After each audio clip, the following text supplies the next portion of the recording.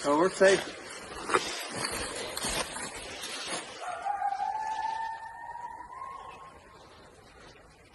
I got a good rifle in the house, like a semi-automatic. The judge is in there. That's coming from up there now.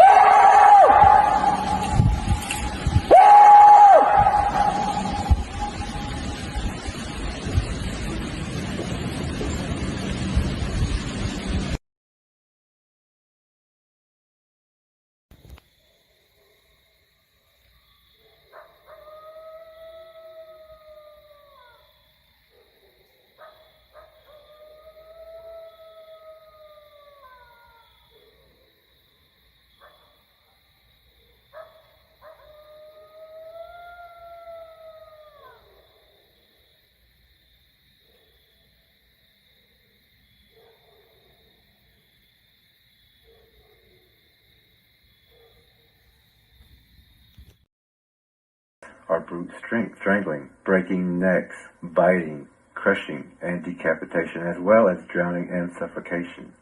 Razor-sharp claws or teeth to rip prey apart. Tracker E takes the lead tracker position. As Tracker E observes the ambush place, I stand guard, awaiting Tracker E's report.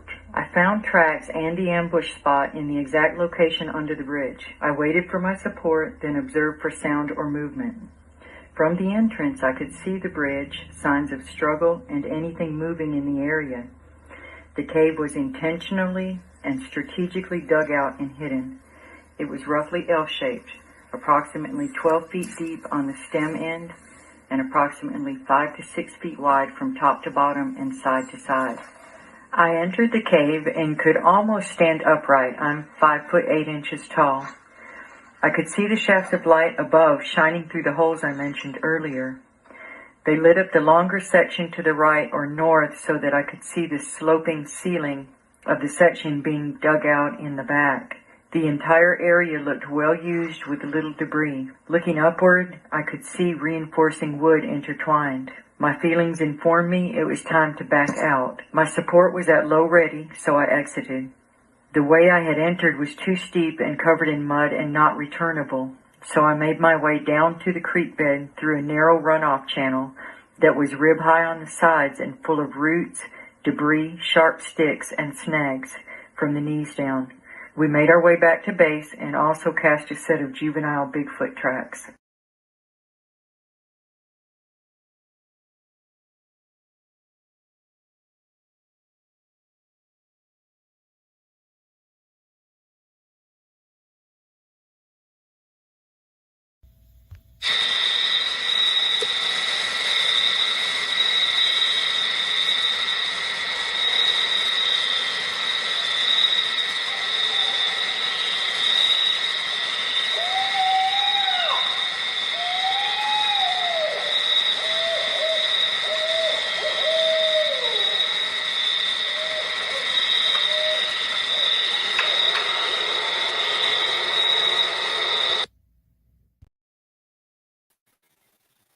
Good evening, everybody. Hello to everyone.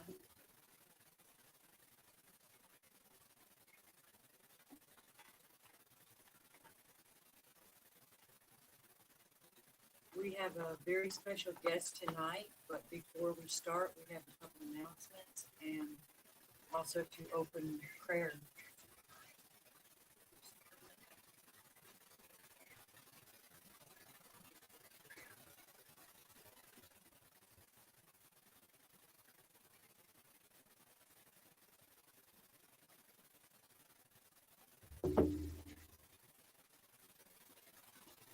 Father, thank you for being here with us. Thank you for always being with us. Thank you for allowing us to join here together.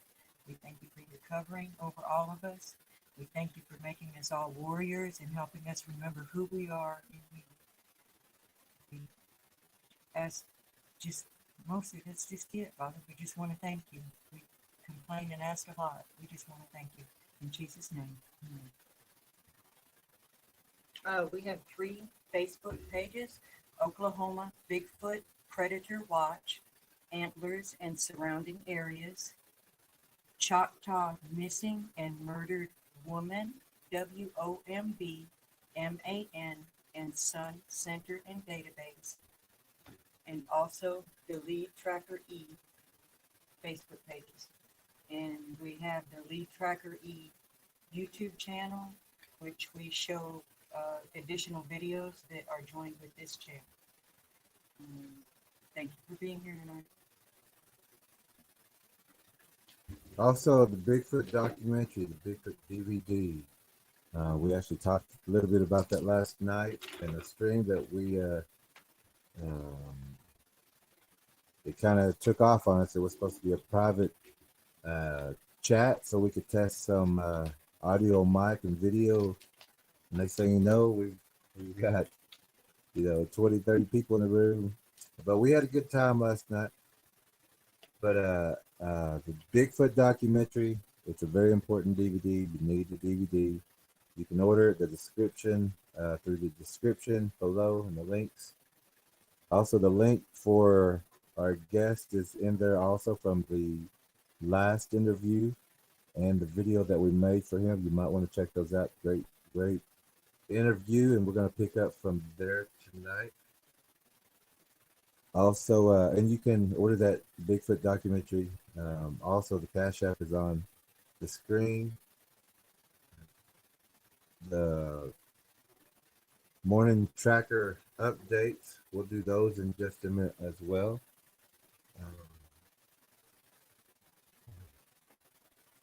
The verse for the evening is, greater love hath no man than this, to lay down one's life for one's friends. John 15:13.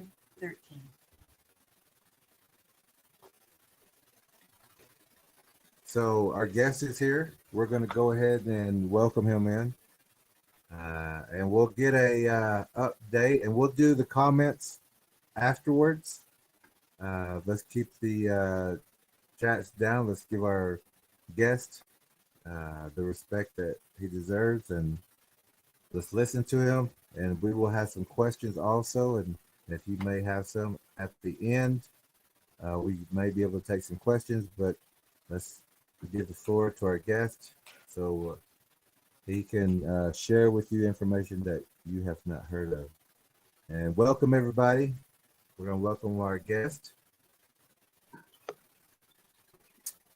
Hello. How you doing, Jim? Good. How you doing? Good. We linked your last interview in the description below. Okay.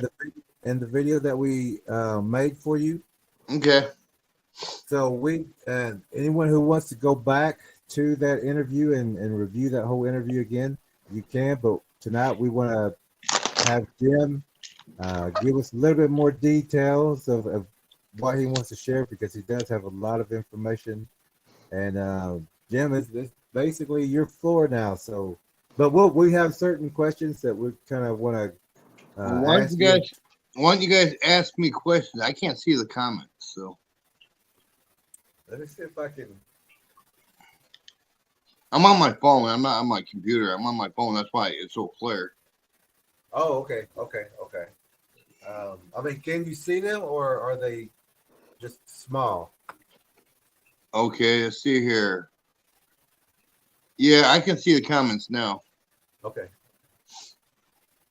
Hey, Tracker C, Pyromedic, Scott,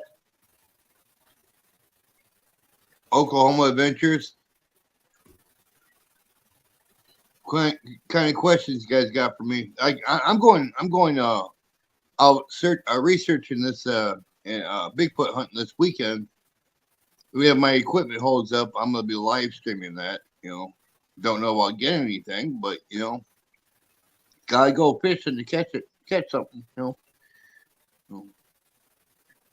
Yeah, Scott is going out also pretty soon. Yeah. And with the tracker meeting tomorrow, we're gonna also talk with Scott and give him some kind of last minute details kind of thing and preparation. But that'll be during the tracker meeting tomorrow, though. Oh. Hey, Judy, how you doing?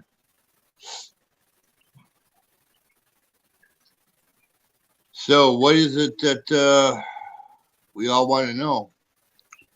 Any questions? Any questions that is anybody's wondering about that? Hopefully, I can answer. I don't know everything about Sasquatch, you know, because no one can ever know everything because their habits always change. It's like human habits always change. So, you know, and just because one group of Sasquatch does something doesn't mean another group of Sasquatch could do the same thing. So, you know, one group of Sasquatch may be docile, and another group of Sasquatch may be aggressive. But in my eyes, and what I've seen, they're all aggressive. When they become docile and try to become friendly, to me, that's them luring you in so they can get a free meal. You as a meal. I've never ever known every researcher I have talked to has always told me they would try to lure you in any way they can. Not every researcher I talk to has ever been attacked, but they see what I'm talking about when I start talking about how they lure you in. You know, they you know, if you put food out for them, they'll take the food and give you some kind of gift, some kind of eagle feather or some kind of, you know, feather or stick or something. And you're thinking, oh, I'm opening a line of communication, when really you're not. What you're doing, what they're doing is giving you a false sense of security. So you become closer and closer to them. And and number one rule that I'm going to break this weekend: never go out alone and never go out unarmed. I'm breaking both those rules. I've been around these creatures enough, and I know how to not get myself in a situation where I can't get out. But like when I do my videos, if you ever go out researching or hunting Sasquatch, take someone with you or take a sidearm with you. I don't do either. Most of the people who know I go out Sasquatch hunting, even the detectives I know that know they're around, that ask me to come research them, won't go out there in the woods with me. So because they know what they are. Red Wolf, I'm not really into the supernatural type Bigfoot. I don't believe in that. I think Bigfoot is that flesh and blood creature. I don't believe they're fallen angels. I mean, that's more of a spiritual thing. I mean, you know, I'm not really into the spiritual side of Bigfoot. All I know is I see flesh and blood. And from what I've seen when I was in Alaska, they're flesh and blood, man. What they could be from years past, I don't know. They could be, you know.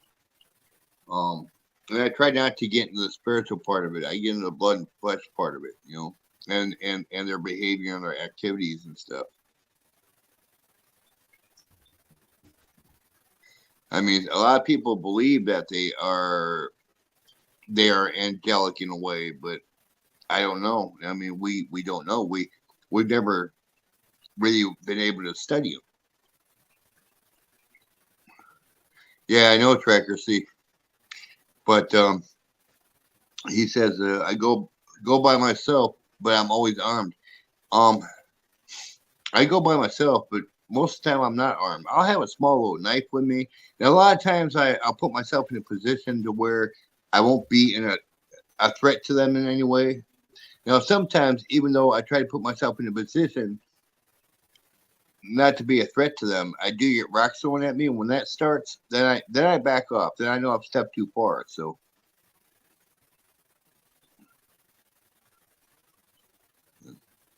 hey, Jerry, did you get that picture I sent you? Yeah, we was trying to look at that today, but we were just getting so busy today. And I just I sent you don't a link even, like 5 minutes before this. I, I didn't even see them standing there until after I took the picture, and I seen them in the picture. I have no idea what those are. I have no idea. They ain't Sasquatch. They ain't dogmen. If they were dogmen, they'd be all over me. But I mean, I was close to them. I was close to that arch. That arch was only about 10, 20 feet away from it. And they were in between me and that arch, so they were really close to me. And I still don't know what type of cryptos those are. I've seen them around. I've seen them in Alaska, but a little bit taller. But I've seen them. But it's like they stay behind and watch everything. I have no idea what they are. I've even asked I asked the zoologists, the regular zoologists. I thought maybe it could be some kind of known animal that I'm just not seeing. And the zoologist didn't know anything, didn't know what it was. So never seen nothing like it. So now it falls under cryptid. So it's one of those that hasn't been discovered. So.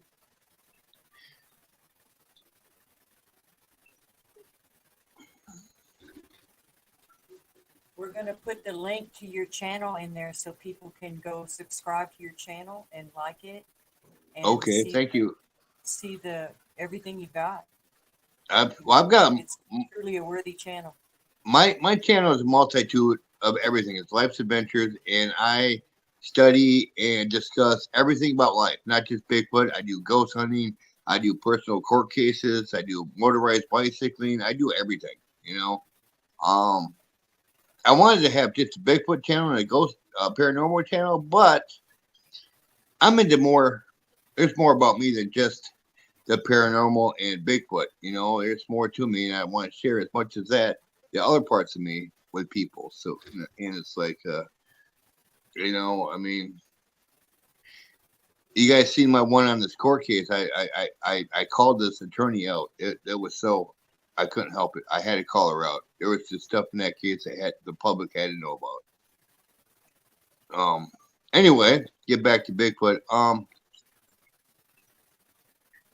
Their hair is actually, from what I understand, Red Wolf. Their hair is actually, I think it's hollow. I think it's like a polar bear's. I think it's hollow.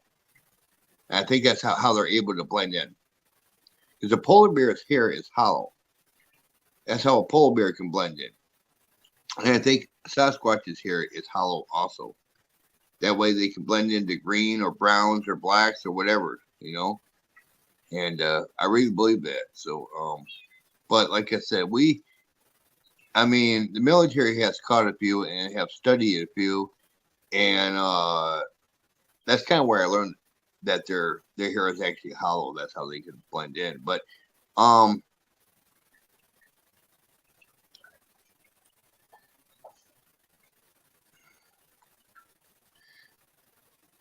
and I'm reading some of the comments. It cut out the last sentence or two that you said right after you said the M word.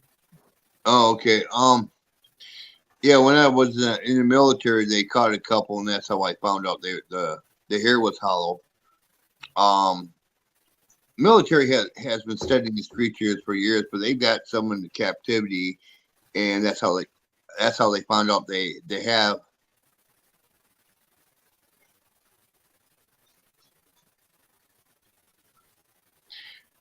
Very good question, Scott. If you take a gun, you take a knife, you take a sword, whatever you take Bigfoot hunt with you, if these creatures are going to attack you, that gun, that knife ain't nothing. You're done. Unless you're more than 100 or 200 feet away from them, because some people like to get in real close. Like me, I like to get in real close. If they turn on me, no gun, no knife, or nothing's going to be able to stop whatever's coming at me. These creatures are very aggressive when they get pissed off. Very extremely aggressive. And when they grab onto you, it's not like a regular human grabbing onto you. Trust me. When they grab onto you, they can squeeze and crush every bone in your body. A small knife is pretty much what I take with me. I mostly take that with me so I can open a can of something to eat, if I ain't got flipped up. I don't really take a knife for defense, I mean, nothing I have, even if I had a 45, semi-automatic on my side, if I don't get the right shot, the right direct shot, that's Sasquatch. I'm dead. I'm dead because that Sasquatch going to kill me. So it doesn't matter what I take, or if I take anything at all. If they turn on me and I'm too close, I'm done. So it's like I try to watch myself. Now see, Dogman. I've only encountered one Dogman situation. That was in Michigan. Before Michigan, I never heard of Dogmen. And but these things, they ain't like Sasquatch. You can't just ignore them and they go away. They keep coming at you until they kill you. It ain't ultrasonic beams of stun and kill prey. No, it's kind of like they don't really stun you. They more or less confuse you. They make you feel nauseated. They make you feel sick. They really don't stun you. You just start not feeling well. It's what the effect on humans is. Animals may have a different effect, but the stun, it doesn't really stun you. It just makes you start feeling kind of nauseated. Your ears and stuff start ringing. I mean, it's infrasound. Yes, Huckleberry. It's infrasound. It's ultrasonic beams. They don't. That's something out of Star Wars. I'm sorry, but yeah, infrasound is probably what you meant. They do use that, and there's a lot of other animals that do use those too. Some fish in the sea use infrasound to confuse their prey, so they can get up on them, and eat them. But my biggest thing is when I go hunting or researching, I take a camera with me and I just walk through the woods like I normally would every day. Not really letting them know I am hunting them, because if I hear a sound on my right side, I'll turn the camera to the left to make them think that I'm not even interested in them. So a lot of times that's when I get my sighting. You got to confuse these creatures. A lot of people go, oh, see, when they point the camera right at them, of course, they know, they obviously know what a camera is, and they try to avoid it, And this is what I don't understand, do they understand us better than we do them? I mean, honestly, I've never had to sit down with one of these creatures. I don't think I ever want to,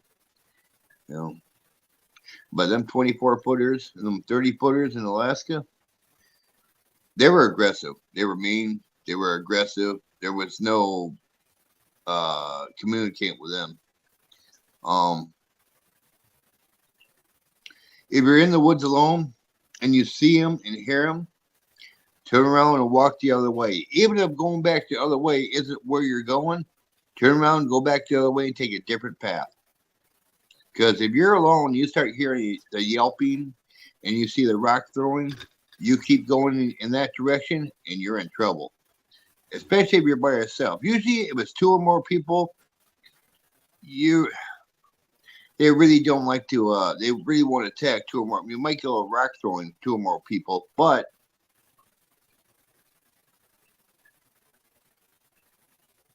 wild hogs, they love wild hogs. I mean, some people,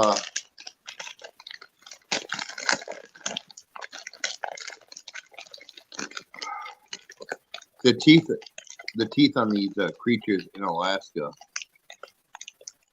some of them are fangs, and some of them are like human teeth. They're just flat at the bottom, but then they got the two fangs on the side. But when they open their mouth, it's like their whole bottom row is rigid. It has looks like piranha teeth, but they're big, But the top teeth are like flat, like humans. So I don't know, they're built weird.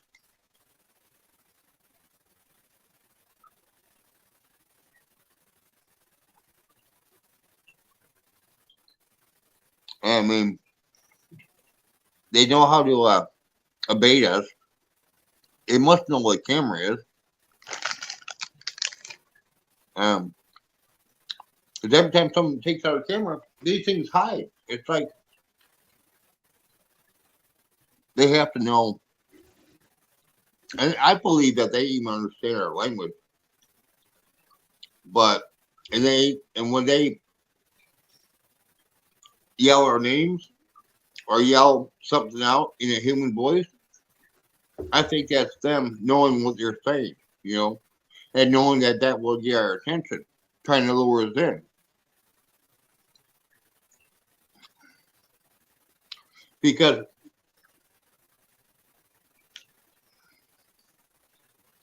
even if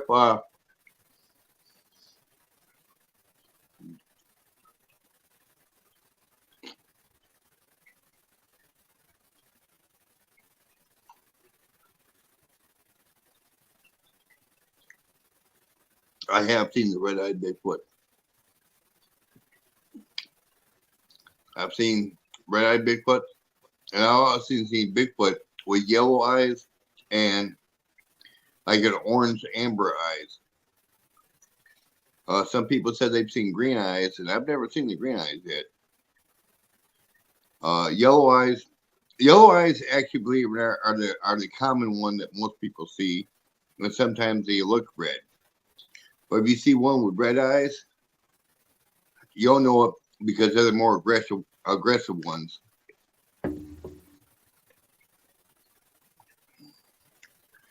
All I'll say is just be careful when you're in the woods. If you hear, like I said, if you're with someone and you hear yelping and yellow rocks throwing, you really ain't got to do nothing because they really ain't going to do nothing to two or more people. I've never had any encounter with when I had another person with me where they would even throw rocks. Sometimes they do, but even that's just a bluff when you got two or more people. However, when you got one person, it's just you, and they start throwing rocks and you just keep moving forward thinking you'll just walk through, get out of there by walking forward. Don't think that, because they will make themselves known. You will see them just before they'll do one or two things. They'll make themselves known, they'll show themselves. They'll grab onto you and you rip you apart. That's the last thing. Or they'll make themselves known and show themselves how big they are just to scare you out of there. And when it comes down to it, I personally don't want to take a chance on either. I mean, I've had them surround me already, but the ones down here in the lower 40, I've had them surround me. I'm not too afraid of them. I'm afraid of their size. I'm afraid of their strength. But usually they're an ape that thinks like a man. But so you can manipulate that. No, Bigfoot will not follow you from state to state. Every state has some kind of Bigfoot or cryptid in it, a dogman or a Bigfoot. It's been proven already that every state in the United States has some kind of Bigfoot in it. I mean, like, I'm in Illinois, and I can go 10 miles outside of town, and that's where I go Sasquatch hunting. And I didn't know Sasquatch was out there until I started getting these little pebbles thrown at me when I was mowing my boss's lawn. He lives way out in the country. And he actually has a farm out there.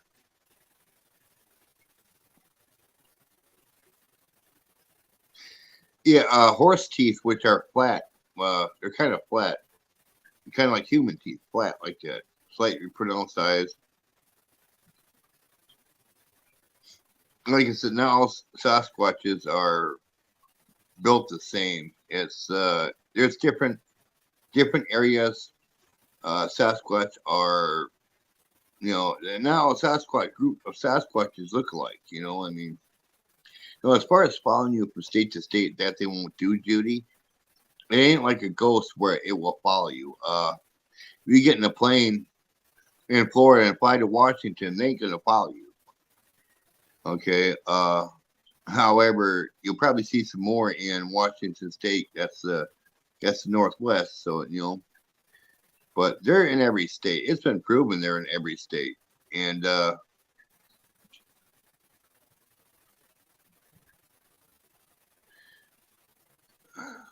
horse. They're shaped like horses.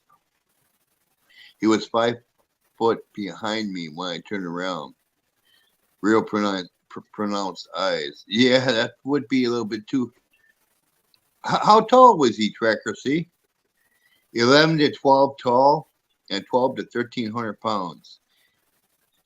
When you turn around, let me ask you a question. When you turn around, how did it react? Did it growl? Did it grunt?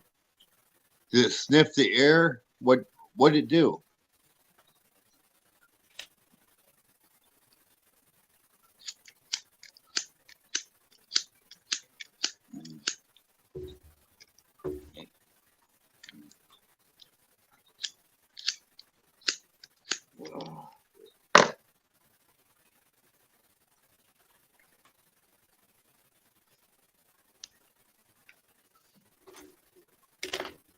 Tracker C. Said it was 11 to 12 feet tall, 12 to 1,300 pounds. I want to know when you turned around and you seen this 5 foot behind you, what it did. What was it looking directly at you? Did it? His mouth wide open, very low growl. That's a good sign. But then you just look at him, you look him dead in the eye. They say don't look him in the eye. When he's got a low growl, his mouth is open, but because usually when they open their mouth, they growl as loud as they can. You know, they're pissed off that you're in their territory. What you did was basically surprise him. He probably didn't know you were there. I mean, they don't always know you're there either, so probably surprised him. So, and obviously you're still alive, so it wasn't a bad encounter, because if you were that close and he give out a low growl, well, if he gives out a low growl, if his mouth is closed or semi-closed and he gives out a low growl, then you're probably in trouble. But it says his mouth was wide open and he gave out a low growl, so that means he was stunned. He didn't know you were there.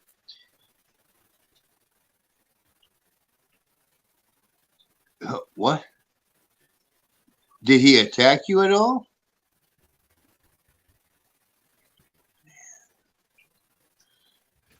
Yes, on my back swing. Yeah.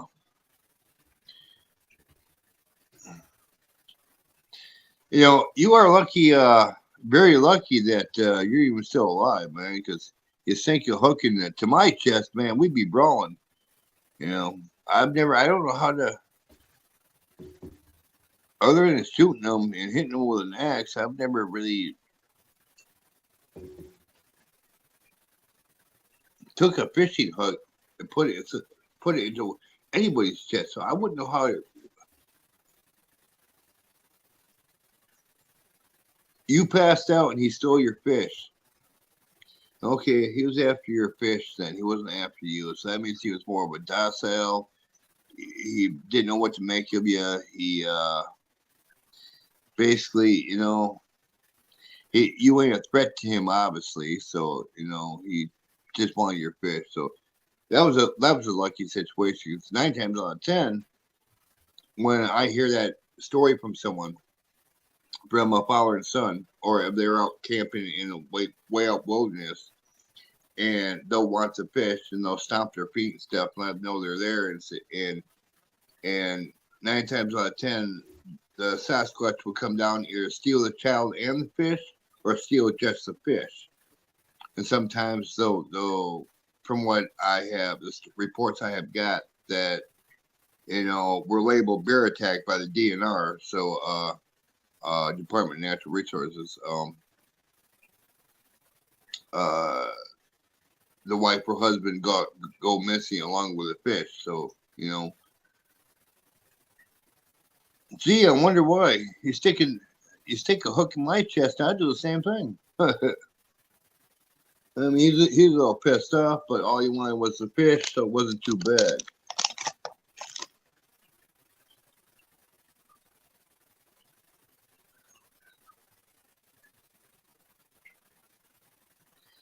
The ones I'm studying now, I don't know how to take them, Jerry, because the ones I'm studying now, I would have to consider docile. They're aggressive. They're really aggressive, but at the same time, they allow me to go back there and study them. I don't bang on trees, but what I do is I'll take some rocks and I'll clap the rocks together because they're more sharper and they're more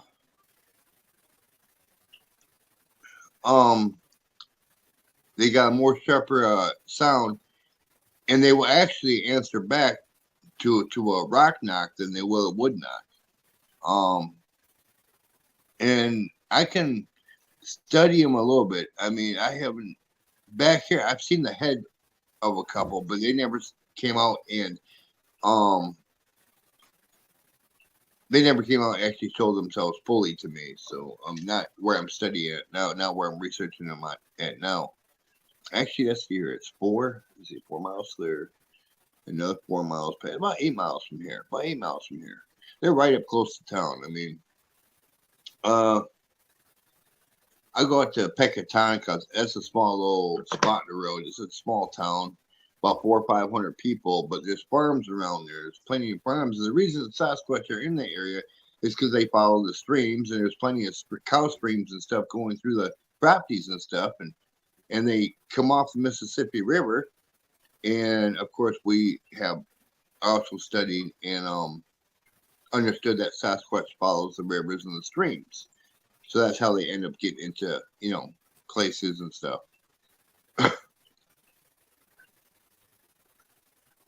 Ones growing up, the battle.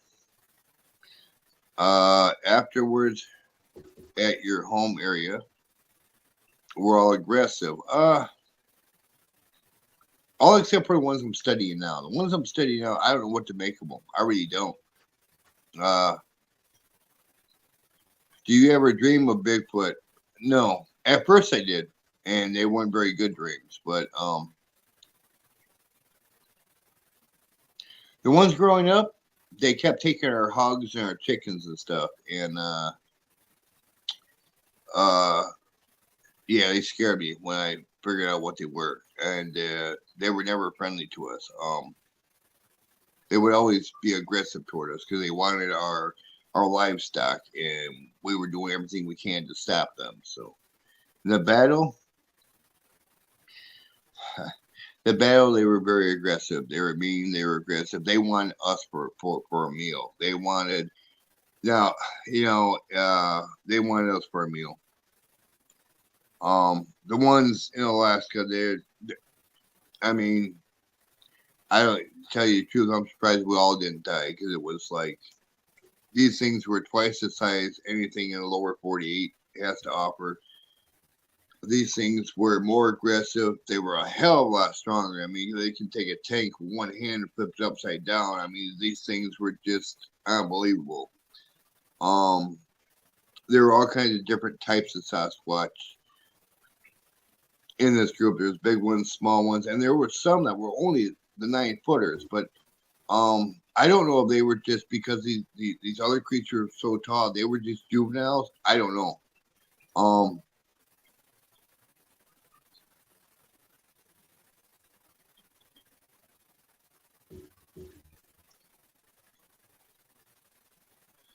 Damn. Different types together. I've seen like the ones I showed you in the picture, Jerry. I've seen creatures like that running alongside and intermix with Sasquatch. I have seen some crazy stuff. I've seen Mothman rationalize an attack on our base along with the Sasquatch. That's all rational thinking. It was like, so yeah, these creatures ain't dumb. It's almost like they're as intelligent as we are, but they're more of the barbaric of what, barbaric society than a calm society, What did my parents tell me about them? They were straight up with me. They told me that they were creatures that would try to steal our livestock, and we try to stop them. They will they would try to kill us and eat us. So from the word go, my parents never held anything back from me. They sugarcoat it and say, oh, if you misbehave, they'll come in your bedroom and get you. They never scared us like that. They were straight up with my parents are great. They were always straight up with you. They're 100% straight up, you know.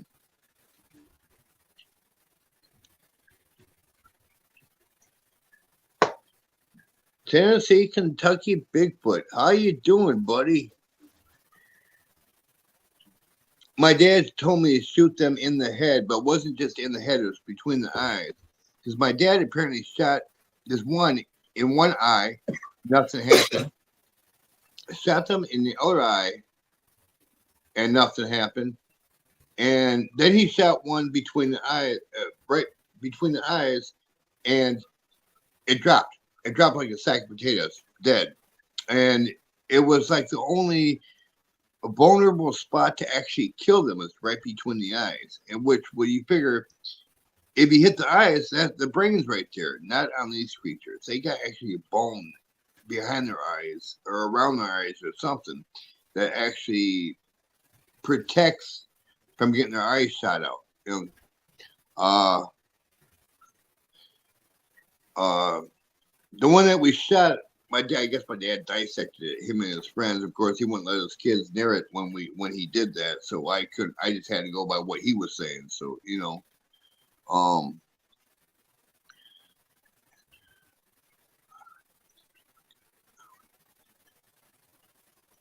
okay, lead tracker. E.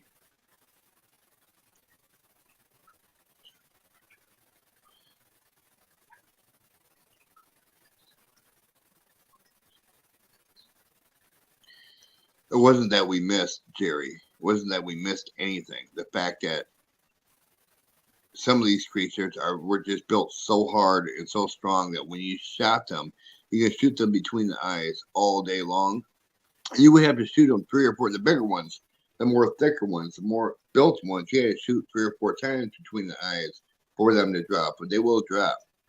I mean, it wasn't, I mean, there's one guy I remember. Now that I remember, this one guy took a bazooka on one, and that thing just barely blew it apart. It was actually it was dead. It was dying, but it was still like kicking. It was still looking like it wanted to get up and start, you know, fighting again. I mean, so yeah, and bazookas are, you know, they're massive. You know, they'll blow damn near they'll blow a tank track apart, but they won't blow a tank apart. So. It was a rocket launcher. Was it a rocket launcher? No, it was a bazooka. It was a bazooka. It was a. Yes, I've had my dealings with Men in Black.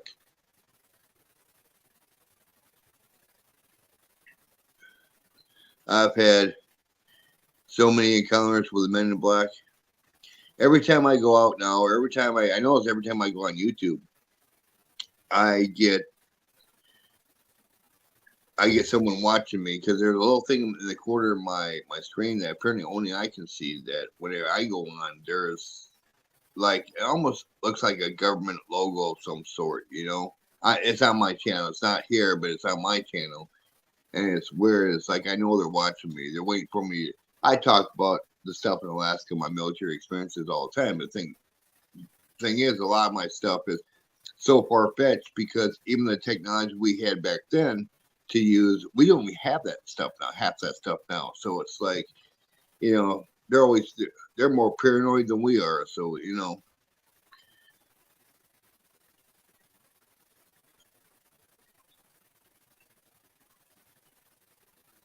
You had to keep placing shots. If you were hitting it between the eyes and it wasn't going down, you just set the rifle on fully automatic and just open up, empty your clips. Hell, I had to empty a 50 caliber what do you call it? 50 caliber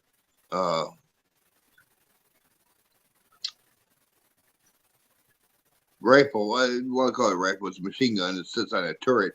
I had to empty 2 of those boxes just into one to put one down. I mean, these things, when they're aggressive, their adrenaline gets flowing, and they get, they're really hard to kill.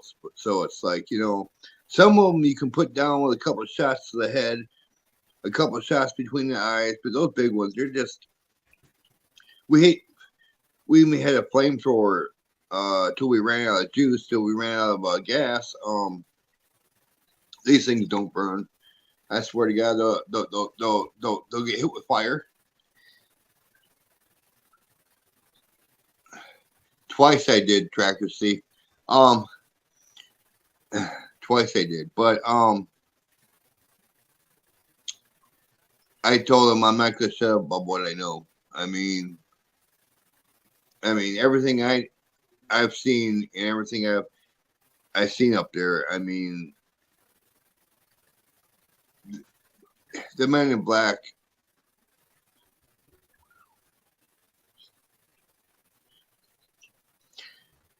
Most of the time, that's all we were using is headshots.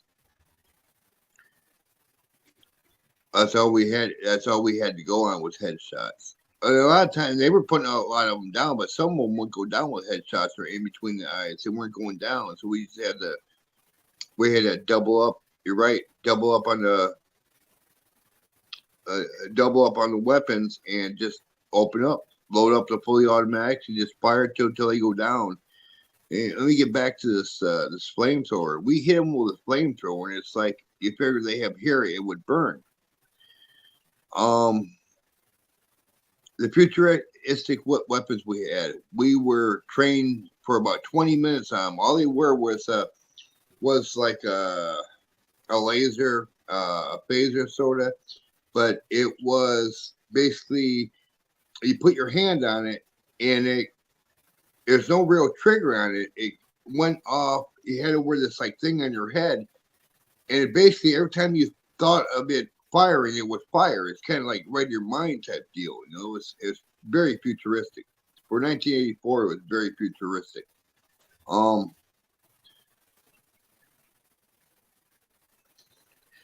really isn't angelic, Red Wolf. Just because something's hard to kill doesn't mean it's angelic, but I understand what you're saying.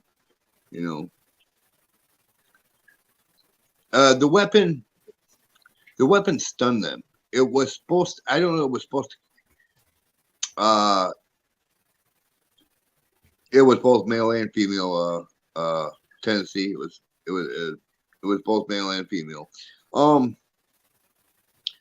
The weapons didn't really put them down, it stunned them. And when they were stunned, once they were stunned, we put a regular bullet into them. That's how we got them down eventually. But we had to, we were shooting them between the eyes. They were going down. And then some of them we were shooting between the eyes. They were still coming at us. We grabbed the weapons, and we noticed the weapons would, have a couple of people would have the futuristic weapons, and most of us would have the 50 cals.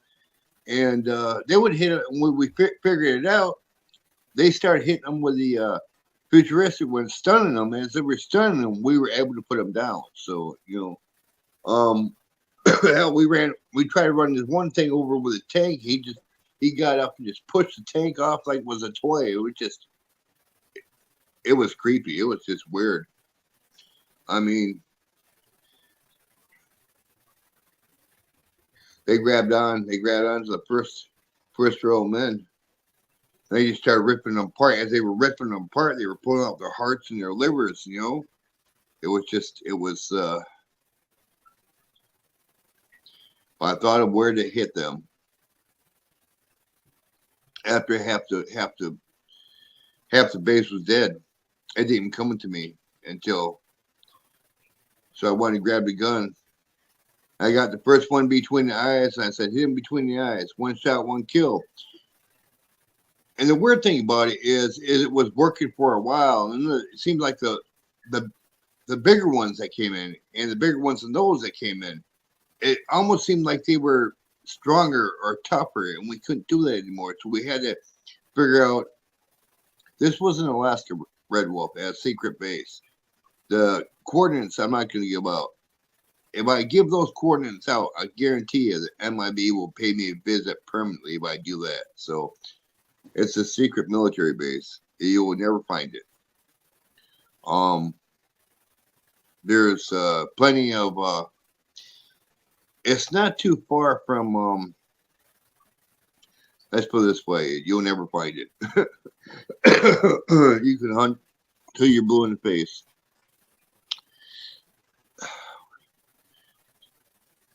They just had just a little like just like a sound of wind, like a.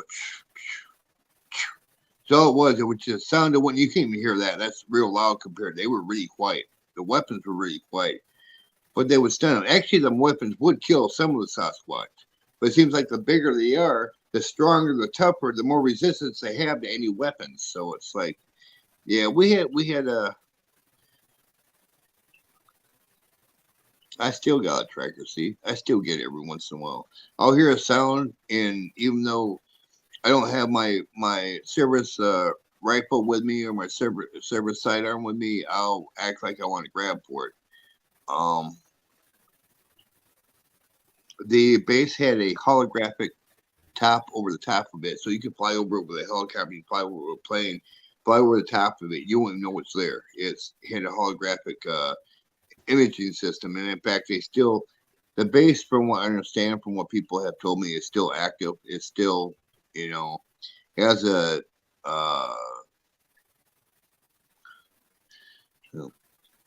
I still suffer from it, man. Even though I know I'm in town, I'm not really around anybody. I hear a noise, and that noise may sound like something I heard back then, and I would be ready to fight. I mean, I'd be ready right now. I hear a siren go off, and I just flip out, man. I'm just glad I don't have any weapons in my apartment.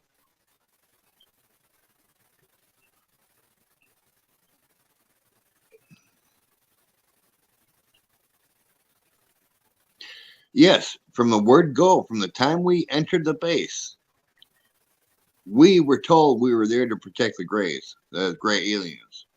The triangle ships that you see in the sky over Arizona a lot of times, those ships are basically, how can I say, parked there. And the whole, I mean, it's just weird. It's just, those are the people we're supposed to protect. However, these creatures were inside a pyramid working with this energy source that is hundreds of years old, and that energy source was powering the base. And I don't know how, because I was wondering why there wasn't a generator anywhere around. That's the first thing I checked for, because I wanted to make sure you always check the base and see what you got. I couldn't find a generator anywhere, and then I was told that the power source comes out of there, and there's a blue light emanating. Is what this energy source gives off, as far as I don't know what it was back then.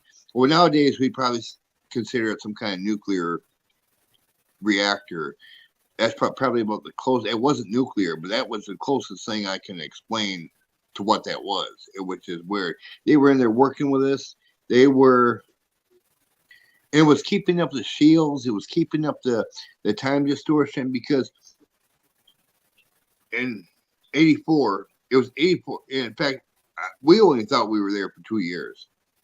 So in 84, when we left, we thought it was just 84, but we got there in 82, and we left there in 84. But actually, time distortion was when we got away from it, when we had the rescue come and rescue us. Well, what was left of our platoon, they came down in really strange suits. It was 2004 out here. We still thought it was 1984 in there. It was just, I get night terrors all the time, Tracker. See, I know exactly.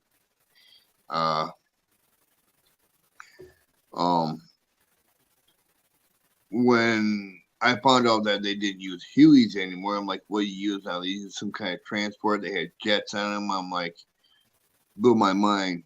We got to, all I know is we got from Alaska to Washington, D.C. in 4.5 hours. And normally with a Huey, it takes us about 8 or 9 hours to get there. So we have to stop to refuel. And, yeah. and from 2004 till now, I'm trying to catch up with all the technology and stuff. People say I'm picking it up real good, but I'm gonna tell you, it's just missing. What is that? 20 years of your life, of technology and stuff. I come back home and I'm like, I want to go use a phone, and this kid hands me a cell phone. Now I didn't know what the hell a cell phone was. I had no clue. I'm like, what's this? I go, I don't want your toy. Where's the payphone at? The kid looked at me. He goes, what's a payphone? I'm like, wow. It was extremely fucking nuts, man. It was just like you were basically took out your own time and put it in this futuristic time, and it's like a lot of things are the same, but a lot of things are different. The computer age is like we were told when we were kids that there will be a computer age come the year 2000. Well, when it was here and it hit, I didn't know they were going to be in the computer with a palm size of their hand. When back in the 80s, the computers we had were real big, I mean, it was just crazy, and of course, I wanted to meet Bush. Bush wasn't president in 2004. Yeah, or not Bush, Reagan. I wanted to meet Reagan. This other guy comes into the Oval Office. I'm like, who's this? Where's Reagan at?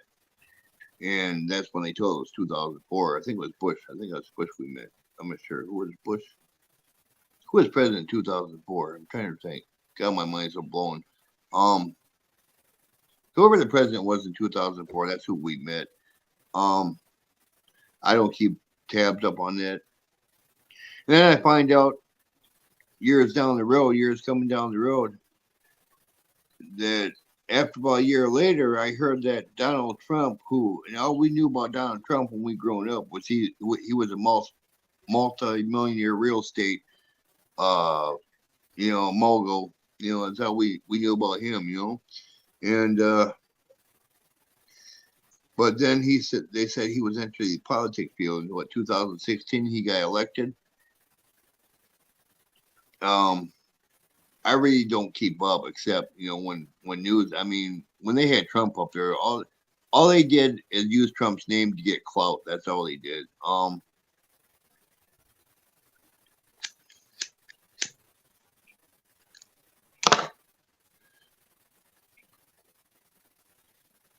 Very good question. Did you see them eat? No. Very rarely did we see them eat. I mean, it's like the food would be there, and we turn around for 3 seconds. We turn back around, the food's gone. Sleep? Very rarely. I don't think I've seen anyone sleep. They talk, but they talk with their minds. They will talk to you with their minds. They won't move their lips. They walk just like a regular human walks. They were 3 to 5 feet tall. Well, the tallest one was about 5 feet. And from what they told us, that he's actually the gray smelled like shit, man. They just, I don't know how to put it other than that. The grays did not smell very good. And then I don't know, it's just weird.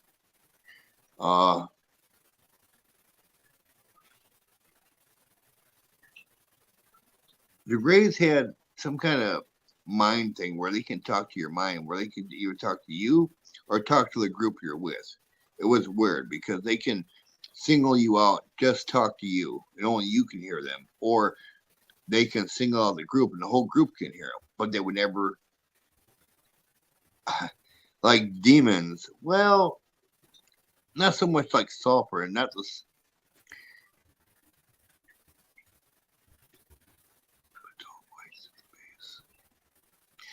Smell like demons. Well, not like sulfur. I mean, they have a strong odor of sulfur, but it had a slight odor of sulfur.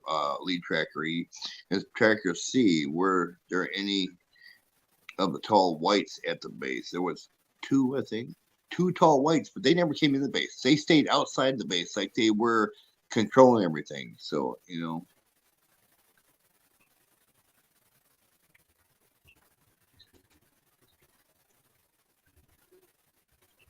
Aussie Sue, no problem. Welcome.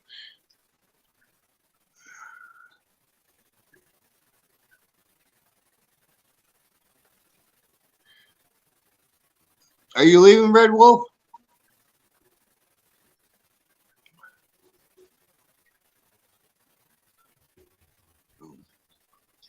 The white ones would stand back. They would never even enter the base. It was almost like they were coordinating everything.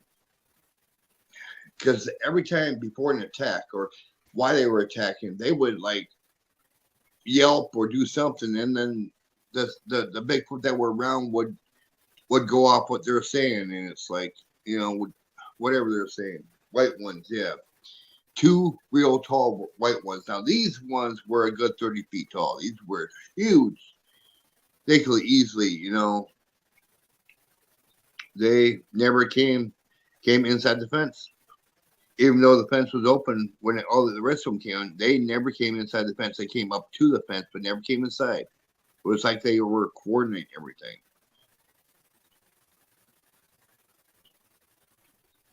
You have a good day, Red Wolf. I didn't see any reptilians.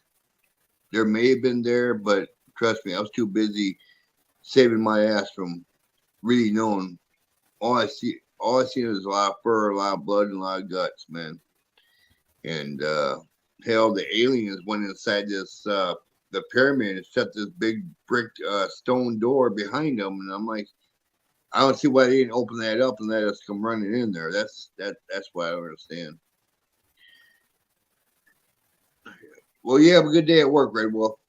You know, and Lee Tracker made a mention to me. Do you think we were put up there for food? After, in retro, I think maybe we were put up there for food. I don't know. I have no idea. It was a good question, and it was a good situation to wonder about it, because we weren't allowed inside the pyramid while the attack was going on. That didn't make any sense. That pyramid had enough to hold 200 or 300 people in it, you know, and we didn't have that many on the base, but still, you know, it's different, you know. You know, not that I know. I mean, there may have been.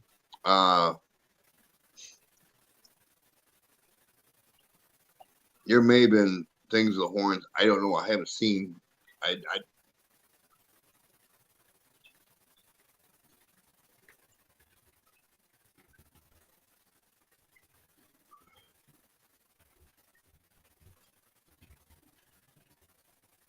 Winged creatures were really easy to kill, actually.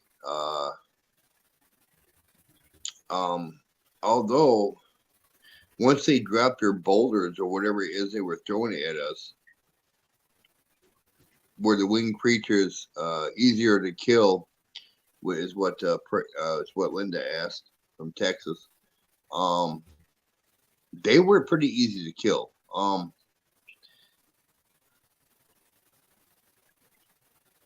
I'll get to that in a minute, Judy. I've heard about an Arizona attack just recently. So,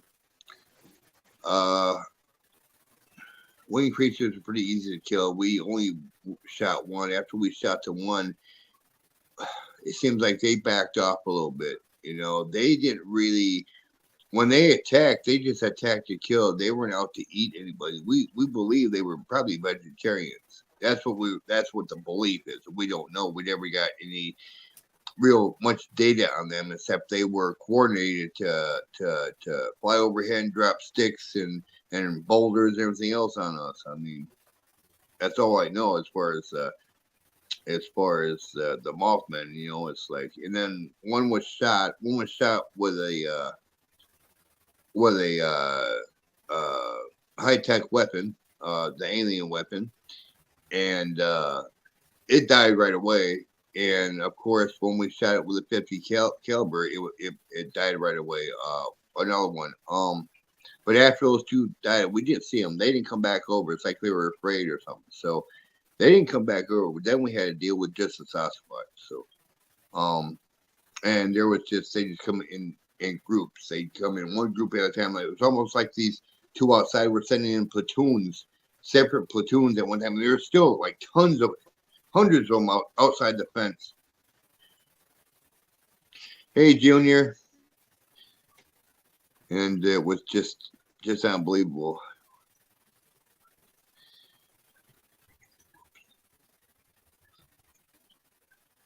Well, we heard them all the time. They would stand, they would make themselves known, they would actually show themselves to us and stand right there just outside the perimeter. But during the day, they wouldn't do anything. And we could figure it out. I've seen, when I was at home, I've seen the smaller ones during the day or at night. If they had if they could attack, they will. Now,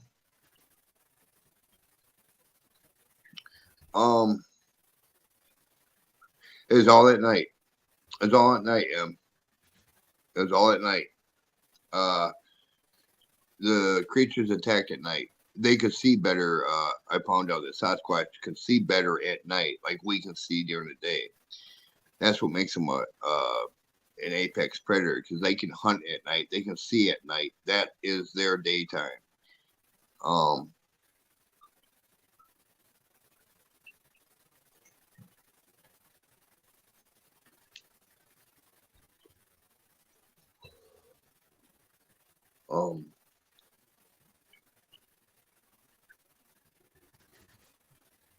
We heard whoops all the time. We heard tree knocks all the time. We heard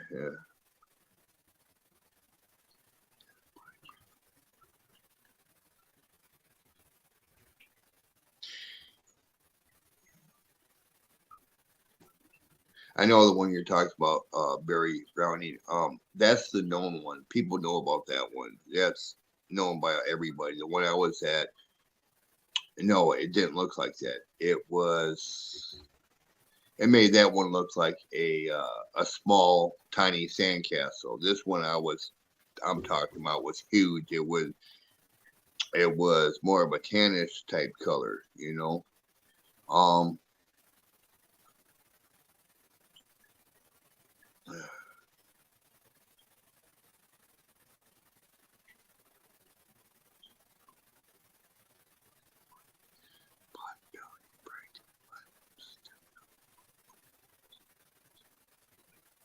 You know, Judy, those grays have been seen around the nation, and they've been seen in the woods several times by several different people. And what I got from these grays when I could talk to them or mind link with them is that they were the original inhabitants of this planet, and that we were the intruders, that we were from a different planet. But they didn't go on to specify or talk to me about, okay, well, where are we from and how did we get here? You know, it's one of those things that they didn't talk about much. They just told me that they've been here all along and that we're the intruders, you know. So that's, you know, oh, very much so. Have you seen what I seen Tracker see? Yes. Oh yes, definitely. That is a 100% agreed. Yeah, yeah, they are friendly, Judy. They are friendly. They are not aggressive. They're not aggressive at all. The grays are really not aggressive. What it is the reason why they run from us is because they know that we shoot and kill something we don't understand. So they live in the woods. That's their domain. You know, I mean,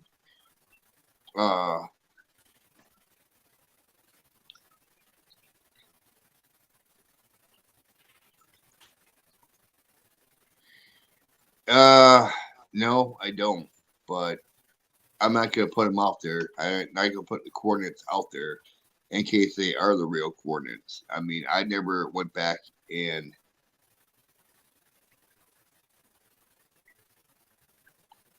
it's an infrasound, Junior. It's like an infrasound.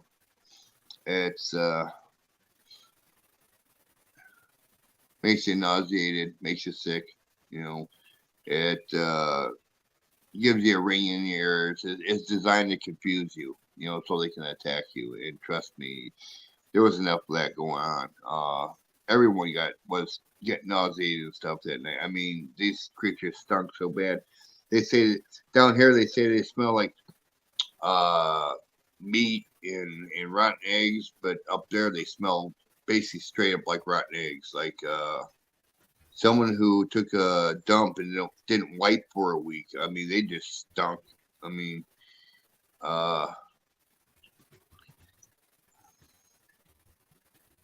hey Christian, how you doing?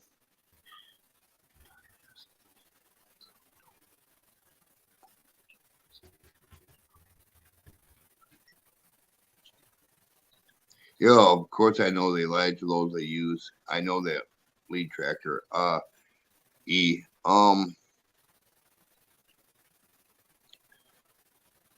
It's who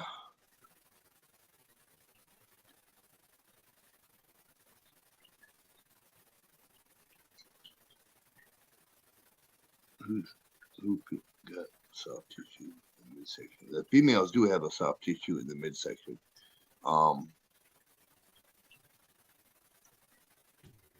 The females were fighting right along with the males, and I think they were the ones who were putting down real easy, and it was the males that we were having a hard time with. Now I'm just speculating that from what I remember. I don't think we knew that back then, but all we know is that higher technology would stun the creatures, and we were able to put them down with our technology, with our bullets.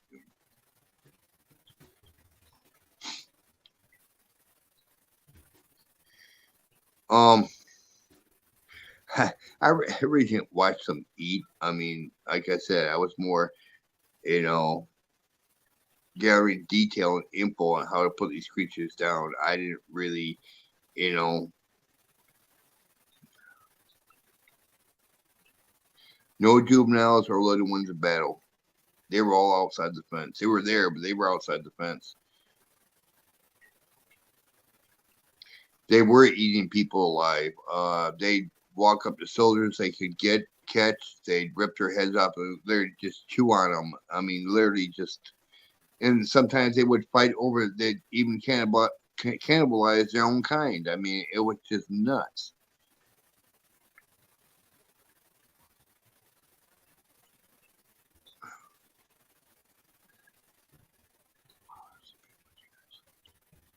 Really? See, I did not know that, Tracker. See, I did not know that. I've never experimented with nothing like that. That's interesting to know.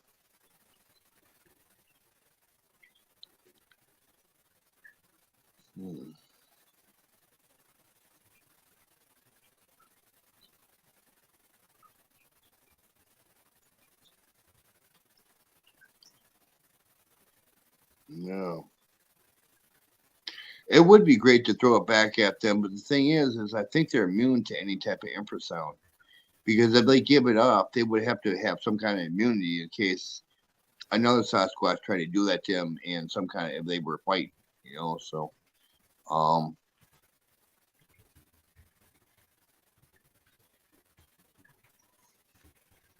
I'm kind of tired tonight, but that's okay.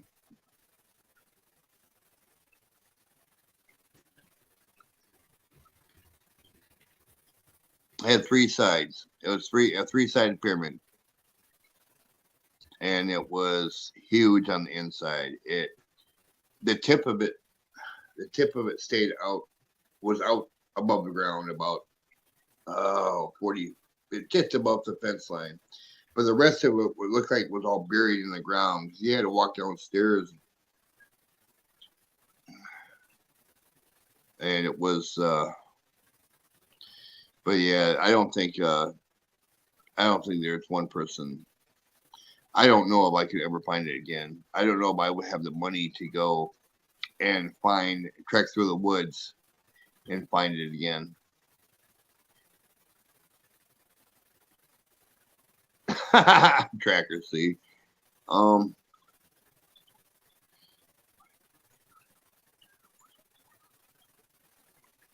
a lot of them were wounded and bleeding, and the ones that were wounded and bleeding they were finished off being killed by their own kind. It was like if they were wounded or bloodied, their own kind would finish them off because they ain't no good anymore. You know, it's that kind of attitude or situation. The thing is that that place is surrounded by these creatures, and to even walk up and to go through a time distortion like that to get to this base, that would be, you know, someone might do it by accident. If they do it by accident, they'll run into these creatures. I'm sure there's still offspring of these creatures still there, eating their own. Exactly. You know, I mean, there's hundreds of them. I mean, and I'm not exaggerating. There was a lot of them.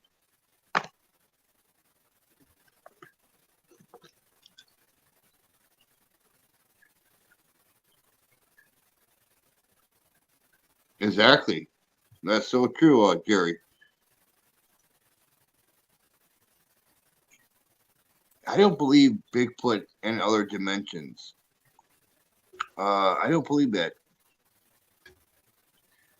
I believe they were just they're just a beast, an earthly beast, flesh and blood. I don't believe in the other dimensional type Bigfoot.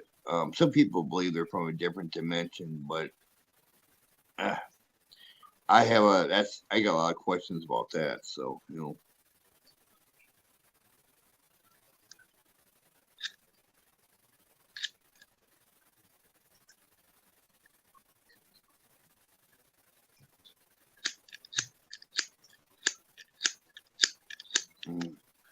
I'll be back in a sec.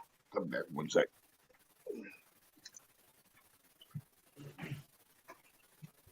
Well, Jim will be back in just a minute. Looks like he needs to grab another utensil. So we'll give him just a second. But let's get some questions for him. Get more detailed. Questions about anything you want to know, because Jim has either seen it or he's been around it for many years since he was a child. So he has information. Ask your questions. I mean, I'll answer anybody's questions to the best of my knowledge, man. It's like, and I would like to hear everyone else's experience, because not everyone has the same experience, and some people can give me information that I don't know about. You know, I mean, I don't know it all, but I know a lot of it. You know.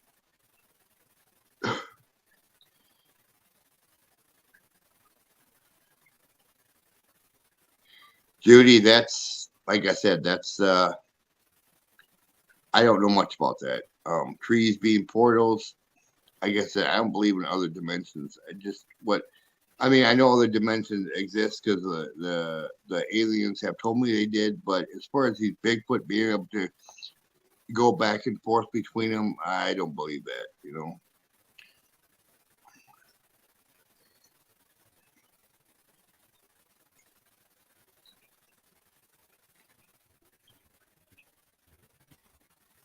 Junior, you know, that is one thing that has been across the globe for a long time, that homeless people have been gone missing. They would take them out and say, hey, we're going to set up these camps out in these woods, you know, and you guys can stay here. And next thing you know, nothing in the camp would be touched, but all the humans would be gone. Me, in retrospect, thinks that maybe the government's feeding these creatures or doing something with them. You know, that's just my thought, you know. I heard about that all the time, you know, because if you're homeless and you have no family, what's a better guinea pig, man? What's the best guinea pig there is? Someone who has no connections to anybody. Someone, they won't be missed. So, you know, oh,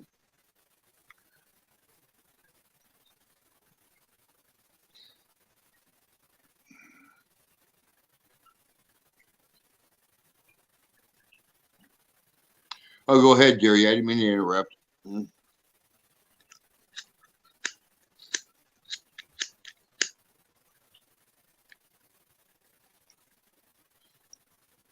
Go ahead, Jerry. You were saying?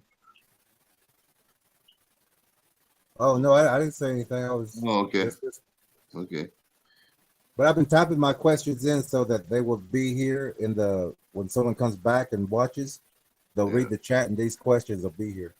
Okay.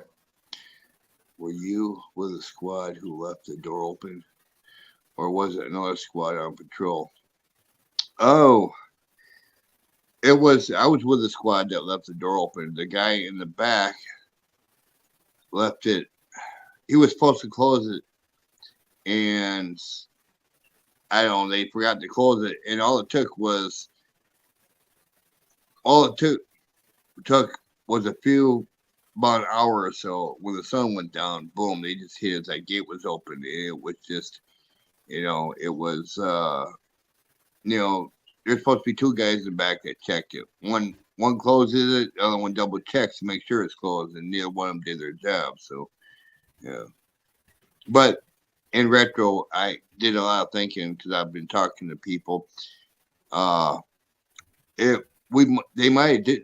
I think they did close it, and because I now believe, after thinking about it, that we were put up there as food for these creatures to keep them away from the graves. That someone from the military personnel might have opened it purposely, but I don't know. That's all speculation.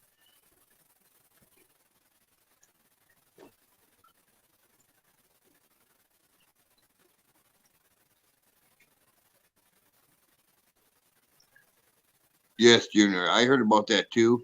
But like I said, I'm not really into dogmen because I've never had a chance. I've had one experience in Michigan with dogmen, but I've never really encountered them. Really encountered them like a lot of people have. They're very aggressive. They ain't afraid to come at you and attack you. They won't throw rocks at you. They'll come at you and throw their fist, throw their claws at you. I mean, those things. You're a meal to them, and they'll let you know that straight out. Not talk to you, but they'll let you know by their actions.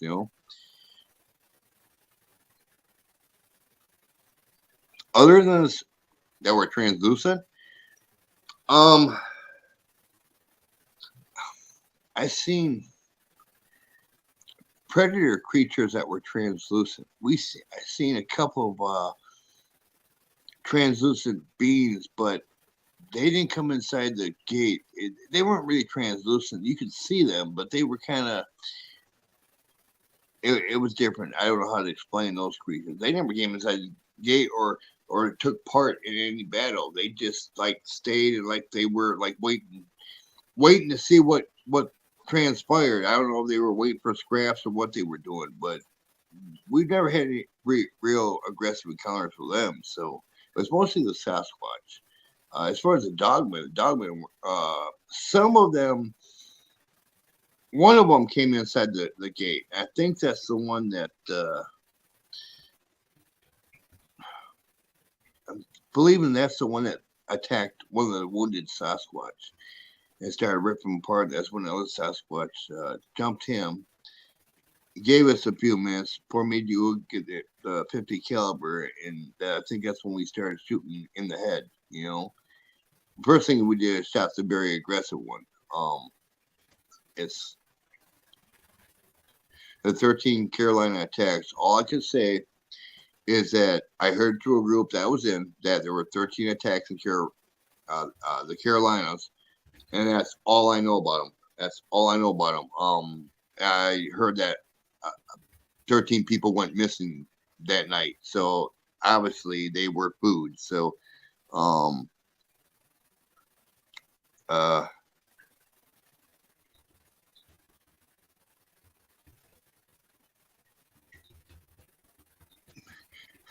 I've never ran across a predator like that. That would freak the hell out of me. I have no idea. I could probably find out the dates that this happened. I don't know. I was told it happened within the last couple of weeks. It was the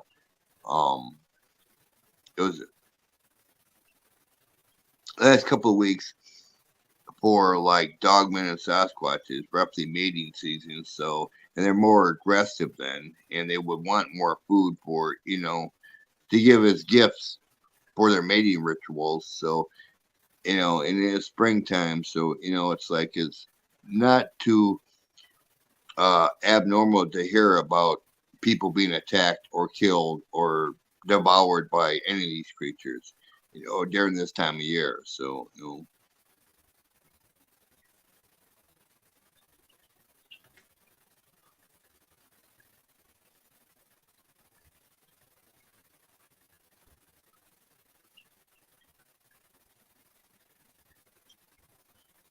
You know, Jerry, I was more worried about what I could see and what I could shoot at and what I can bring down. I really, some people said they saw a shadow, man. I saw a shadow, but I thought it was just one of the creatures or one of my buddies. You know, paranormal activity inside the base. It's been reported, but I've never experienced it. I mostly, you know, what's got my memories of being attacked by Sasquatch. That is what my memory is mostly of. I may have had encounters, but I don't remember them. You're welcome, Christian.